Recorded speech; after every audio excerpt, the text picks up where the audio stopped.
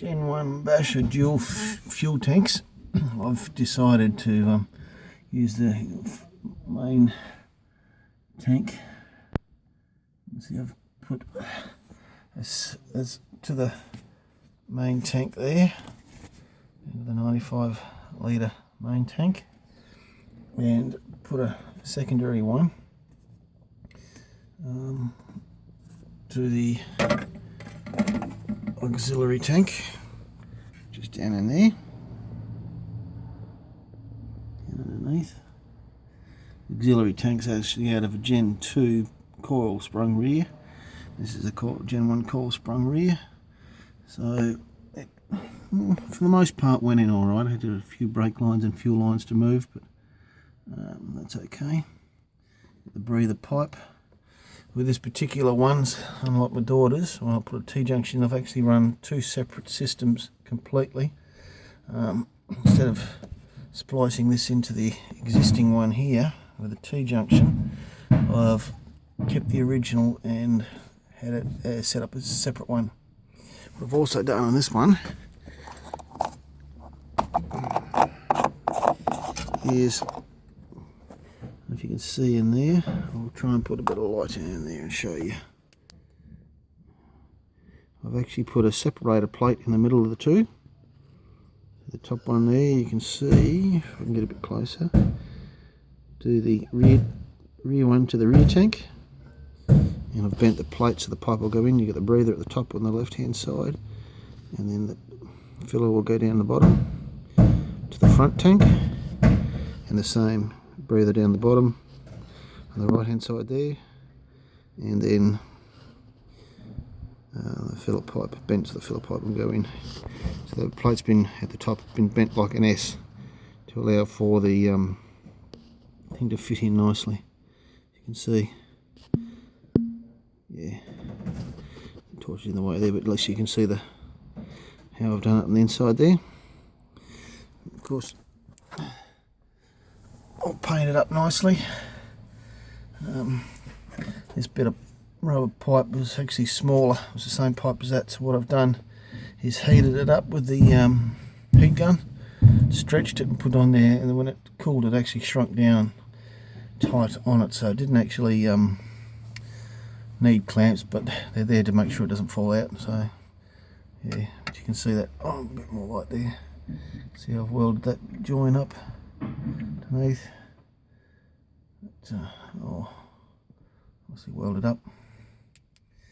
The stone guard plate, see, they've got a bit of tape around that. Started out with a cardboard template first. Copy the original plate. You start out with one of these templates. It's a lot easier, as you can see there, that I've added a piece and cut it out.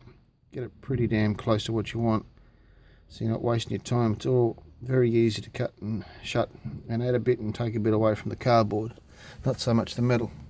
So I made one of those first. Highly recommend that. And then cut him out and put him on. I've just used a bit of old fuel line, cut it down the middle, split it, and some Sikaflex on it to keep it in place. That's why the tape's on there at the moment until it dries up properly. And then that will go up in place like screw holes there, like that. There you can see there. So, nice neat fit around there. Bit of rubber there stops it from wearing and rubbing and the metal cutting. That's about all it needs. I'm not too concerned actually about this back piece and this breather pipe, so it's all go down there. Goes down there. Once I've put the 50mm body lift in, that'll actually tuck in behind underneath and come in behind the plate instead of above it where it is there.